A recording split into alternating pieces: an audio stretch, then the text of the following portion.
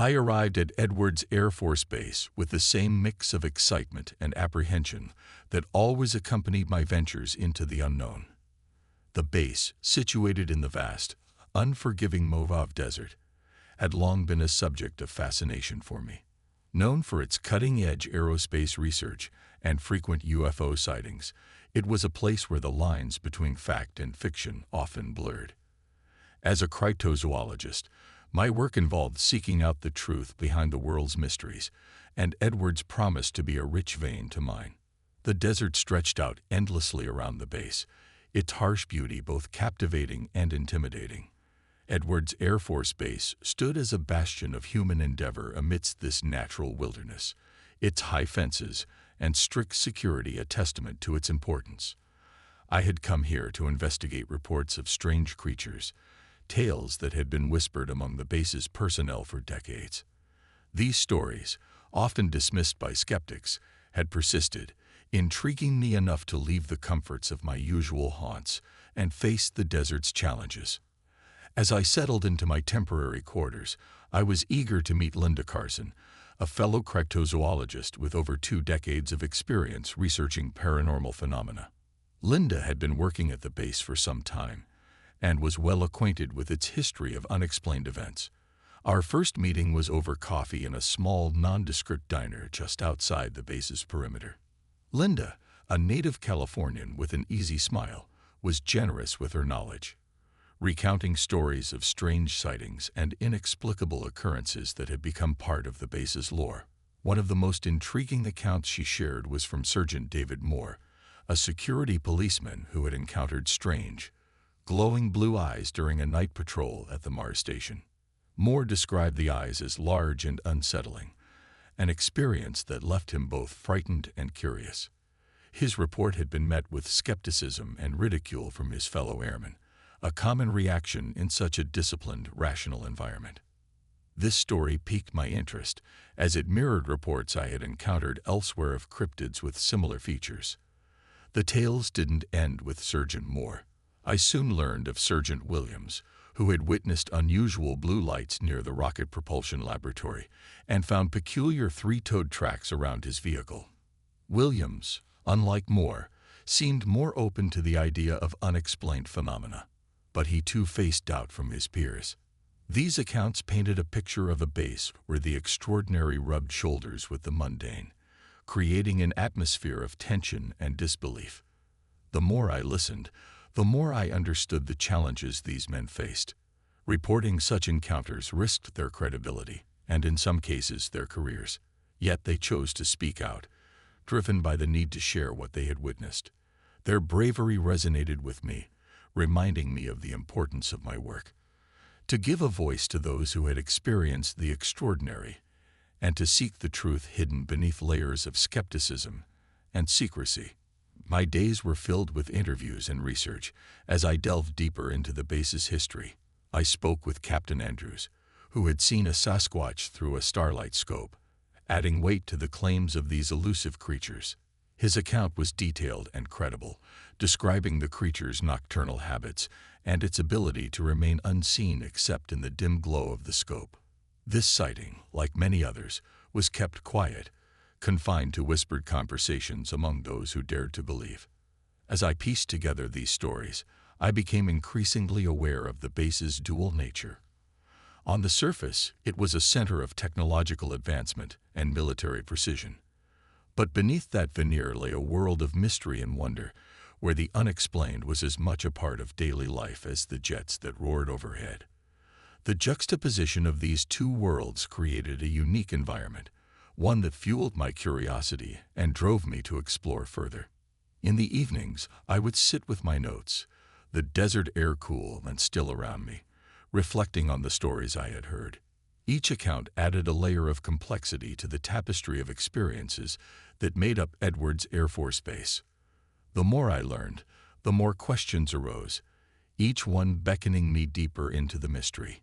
I knew that my time at Edwards was just beginning, and that the answers I sought were waiting, hidden in the shadows of the desert, waiting to be uncovered. My second week at Edwards Air Force Base was filled with anticipation. Having gathered stories and reports from various personnel, I was eager to delve deeper into the strange sightings that seemed to haunt this desert outpost.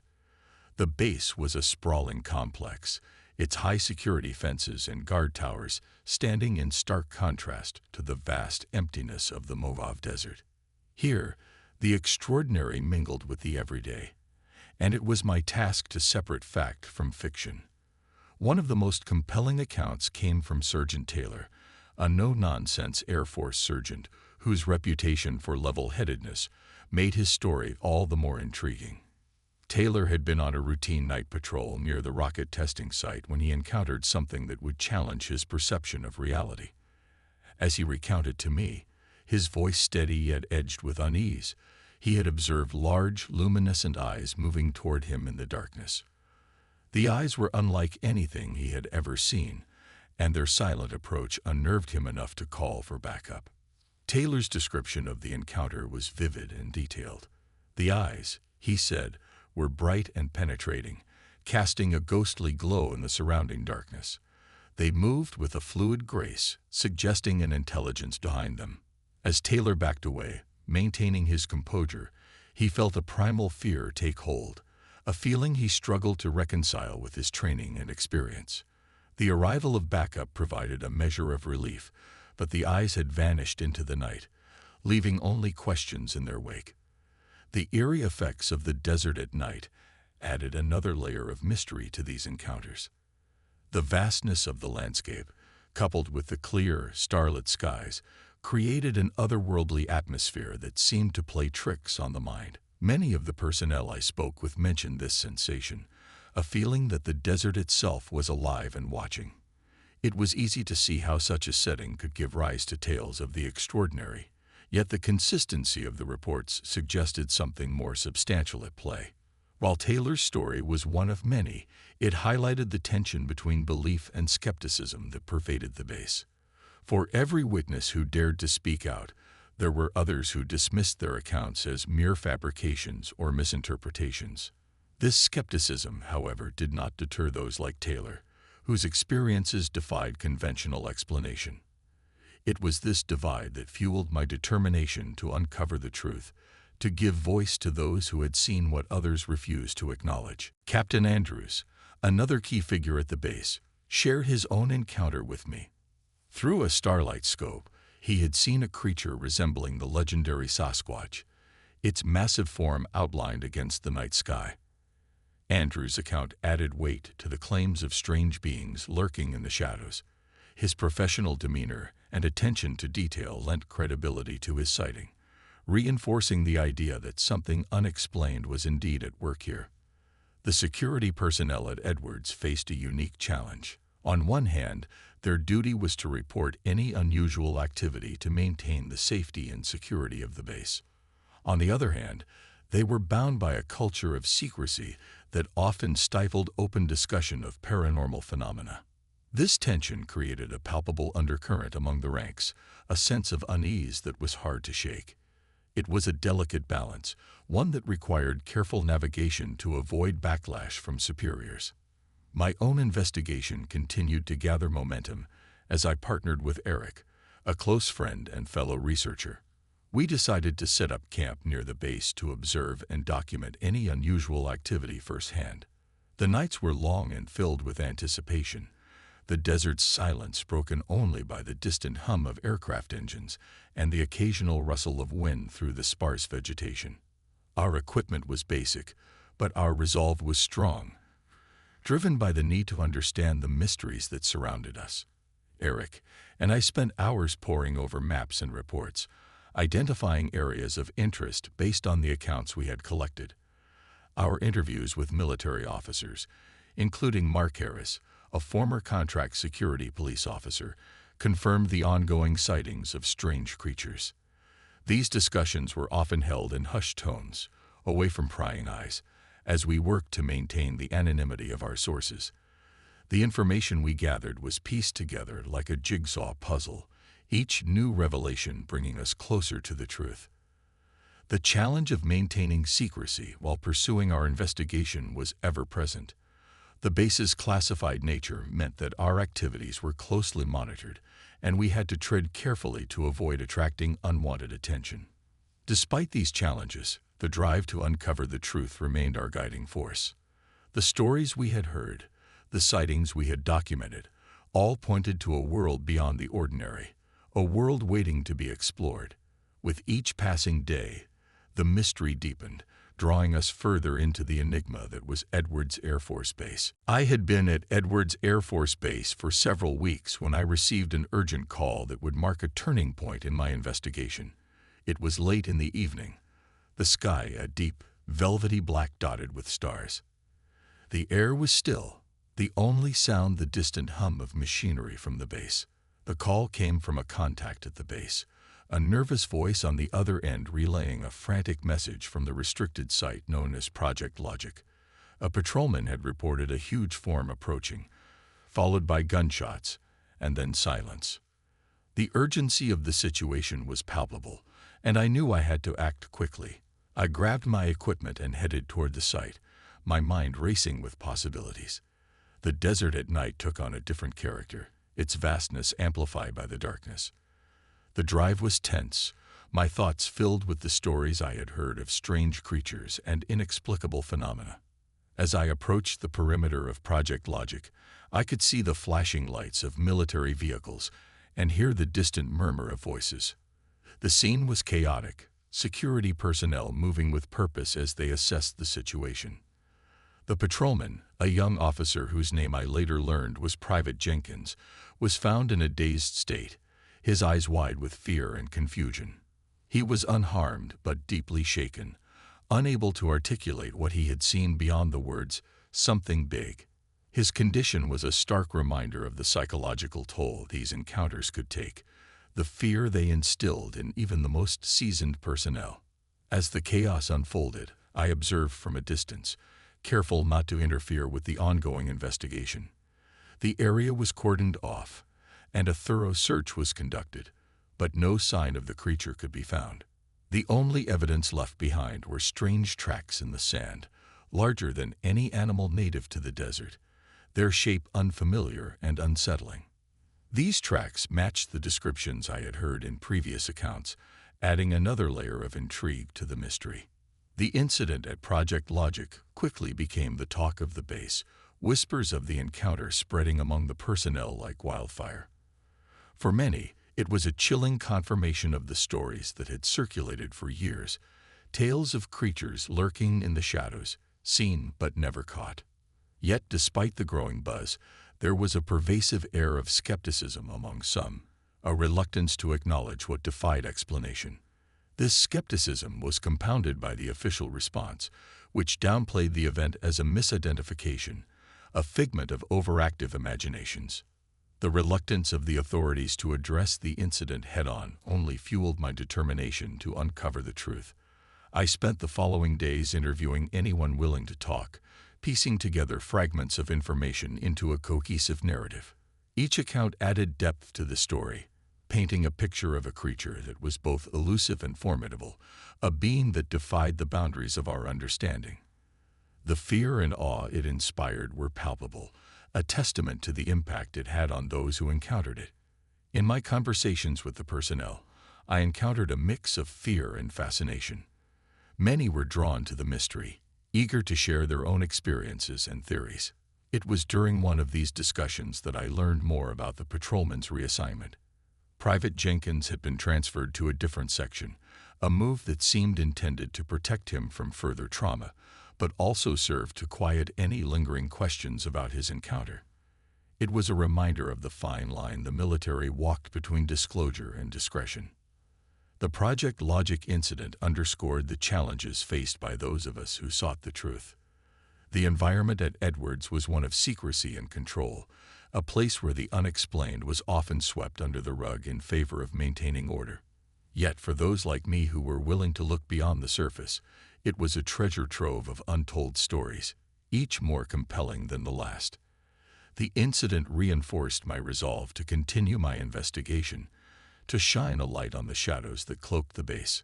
As I reflected on the events of that night, I realized that the answers I sought were as elusive as the creatures themselves. The desert held its secrets tightly, revealing them only to those patient enough to search. I was determined to be one of those seekers, to uncover the truth hidden beneath layers of doubt and disbelief. The call from Project Logic had reignited my passion for discovery, setting the stage for the revelations yet to come. With each step forward, I knew I was getting closer to the heart of the mystery, and I was ready to embrace whatever truths awaited. The morning sun cast long shadows over Edwards Air Force Base as I set out to gather more testimonies from those who had encountered the unexplainable. My work felt more urgent than ever in the wake of the Project Logic incident, and I knew that collecting first-hand accounts was crucial to understanding what truly transpired in the desert. With each interview, I hoped to weave together a tapestry of experiences that could shed light on the mystery of the strange creatures reportedly seen in the area. Sergeant Taylor was one of the first to agree to speak with me in depth about his own encounter. As we sat in a quiet corner of the base's mess hall, Taylor recounted his experience with a clarity that was both compelling and unsettling.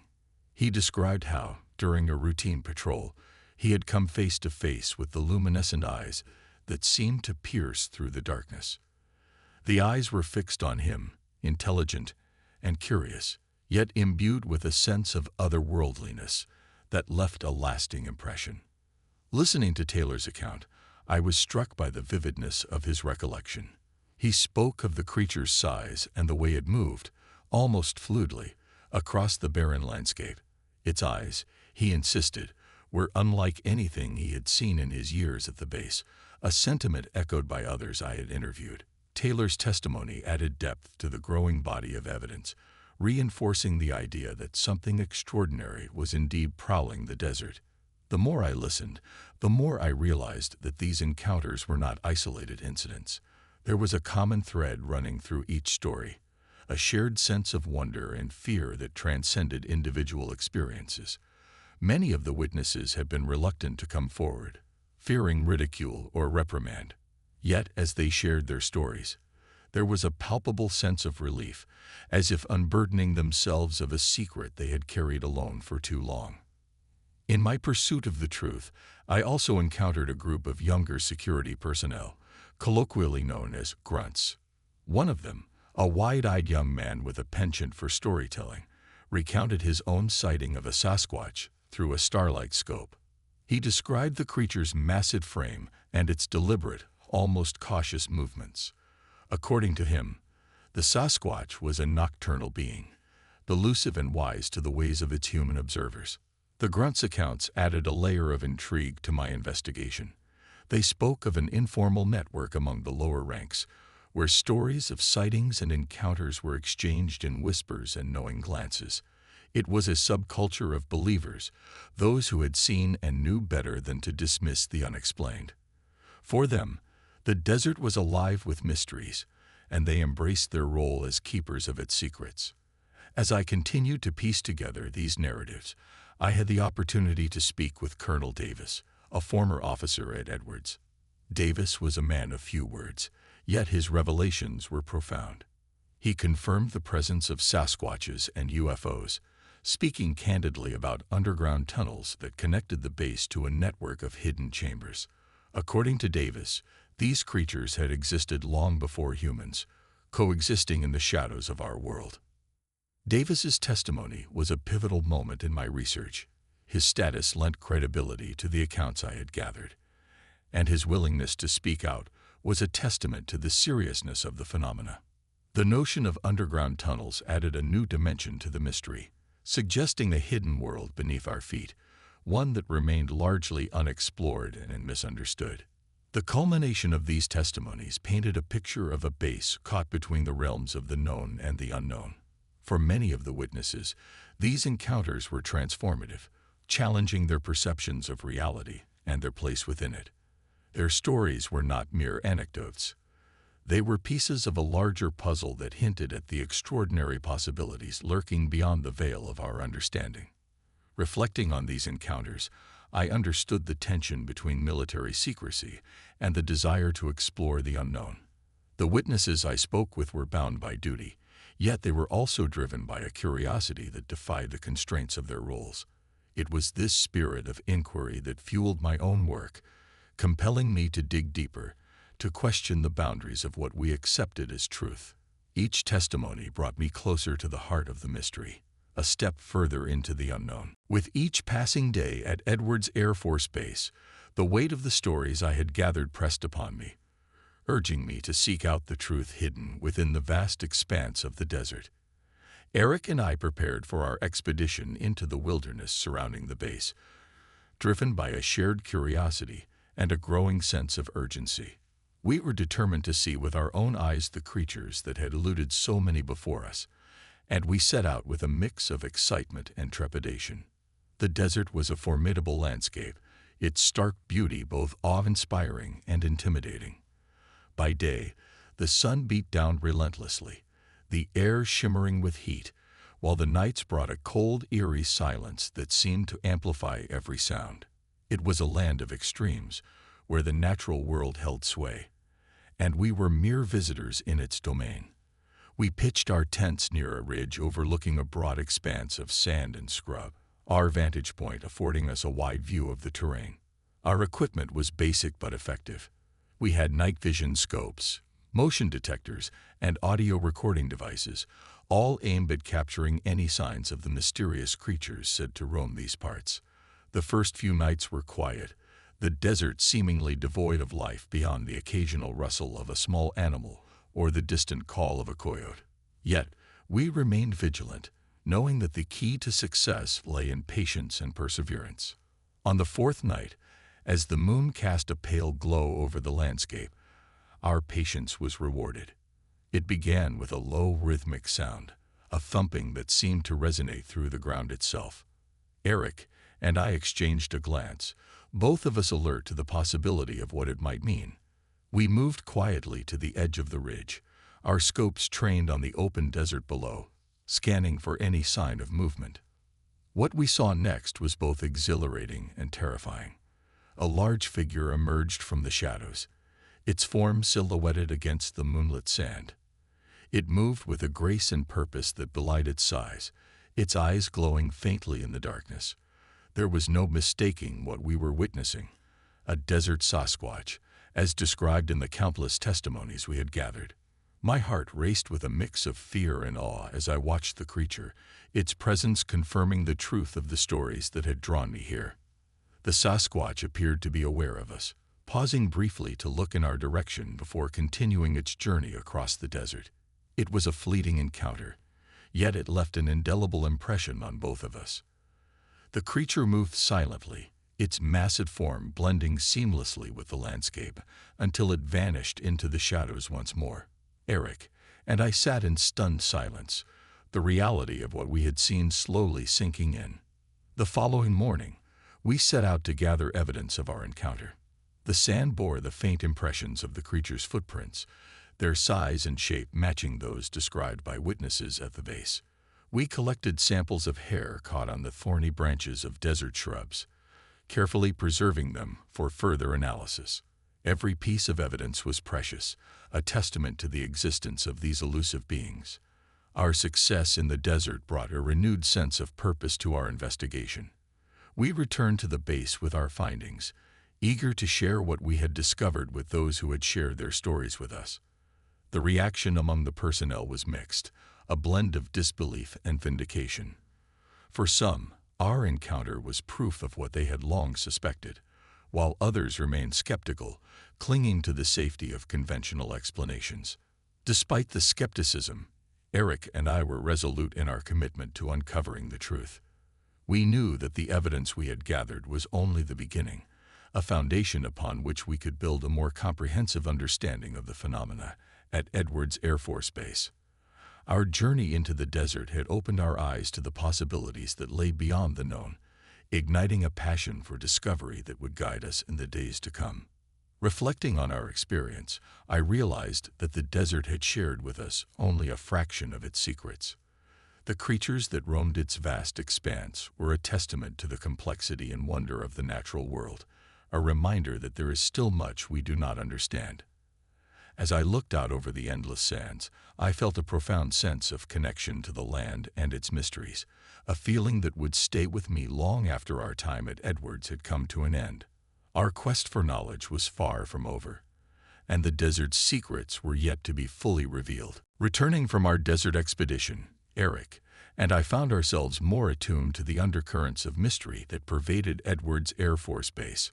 Our encounter with the Sasquatch had invigorated us, but it had also heightened our awareness of the tension simmering beneath the surface of the base's everyday operations. As stories of strange sightings continued to circulate, I felt the atmosphere shift, a mixture of fear and anticipation hanging in the air. One evening, a report came through that sent ripples of excitement and trepidation across the base. Captain Andrews, known for his unflinching demeanor and steady hand, had sighted a Sasquatch through his starlight scope during a routine patrol. The creature's massive form had appeared out of the darkness, clearly visible through the scope's enhanced night vision.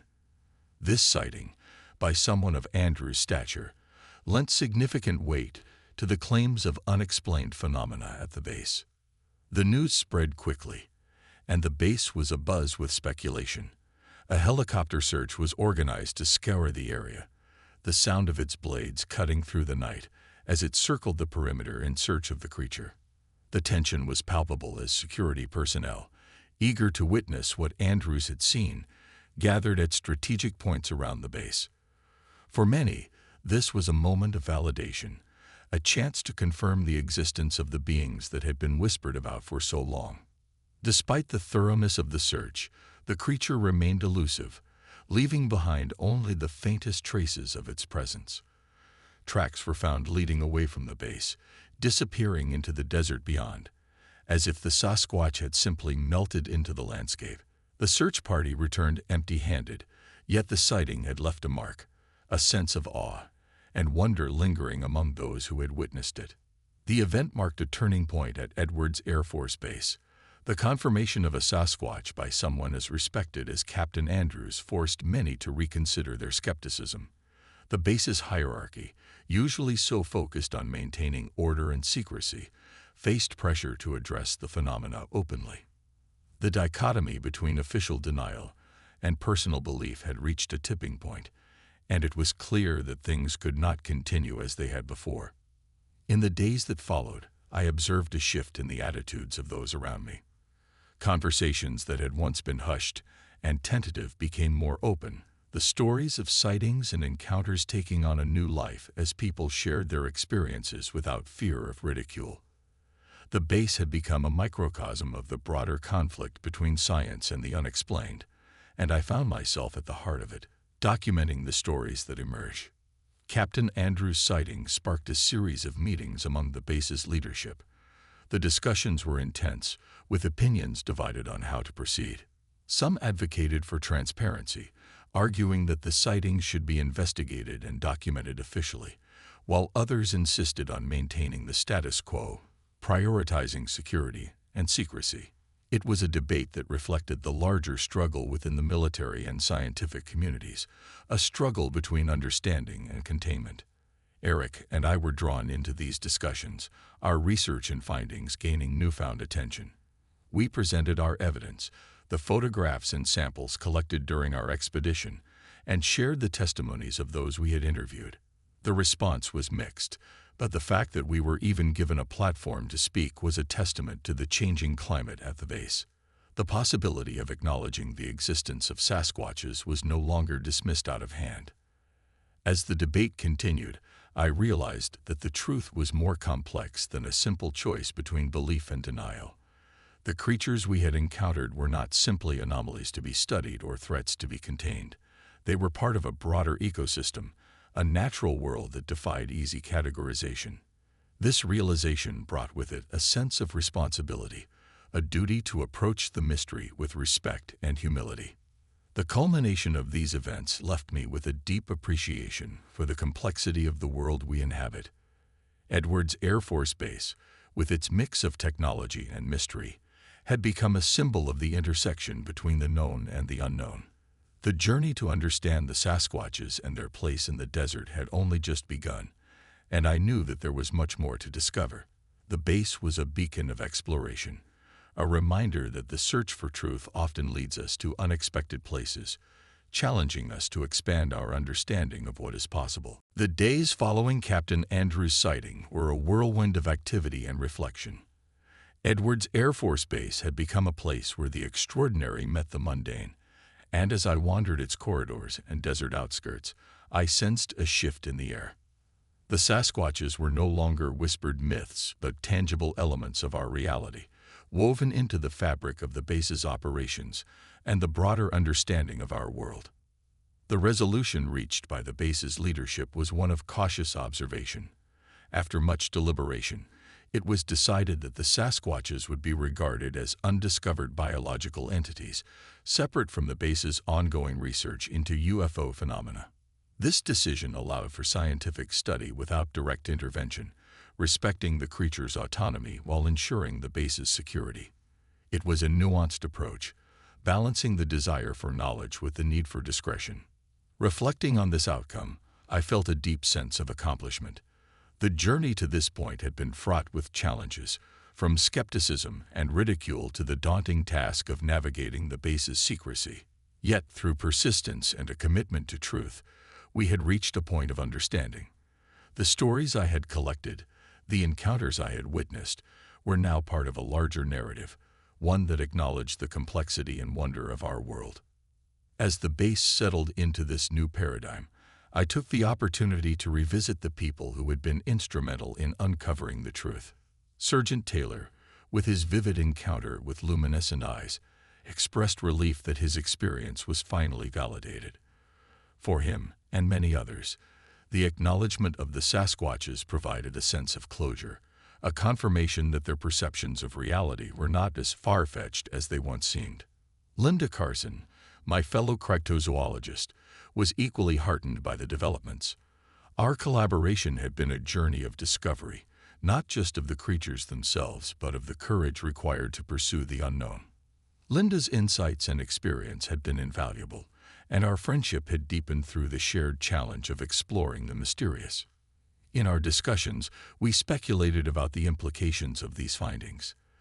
The existence of Sasquatches, with their apparent intelligence and adaptability, raised questions about the limits of human understanding and the potential for other undiscovered species. The desert had revealed just one of its secrets, and we were left to wonder what else might lie beyond the boundaries of our knowledge. Eric and I continued our work, our partnership strengthened by the experiences we had shared. Our research took on a new dimension as we expanded our focus to include the broader ecological impact of these creatures. We considered how the presence of Sasquatches might interact with other wildlife and what role they played in the desert's ecosystem. It was a line of inquiry that promised to yield further insights and deepen our appreciation for the intricacies of the natural world. For the personnel at Edwards, life continued, albeit with a heightened awareness of the desert's mysteries. The base remained a hub of technological advancement, yet its identity had been enriched by the acknowledgement of its unexplained phenomena. The coexistence of cutting-edge research and cryptid sightings added a layer of intrigue to the base, making it a unique environment where science and mystery intersected. As I prepared to leave Edwards Air Force Base, I felt a profound sense of gratitude for the journey I had undertaken. The desert had been both a formidable adversary and a generous teacher, revealing its secrets to those willing to seek them out. The stories I had gathered, the people I had met, and the experiences I had shared had all contributed to a deeper understanding of the world and my place within it. My time at Edwards had come to an end, but the search for truth was far from over. The creatures of the desert had opened a door to possibilities I had only begun to explore, and I was eager to continue my quest for knowledge. As I looked out over the vast expanse of sand and sky, I knew that the mysteries of the world were waiting, ready to challenge and inspire those who dared to pursue them. With a heart full of anticipation and a mind open to the unknown, I set forth, ready to embrace whatever adventures lay ahead.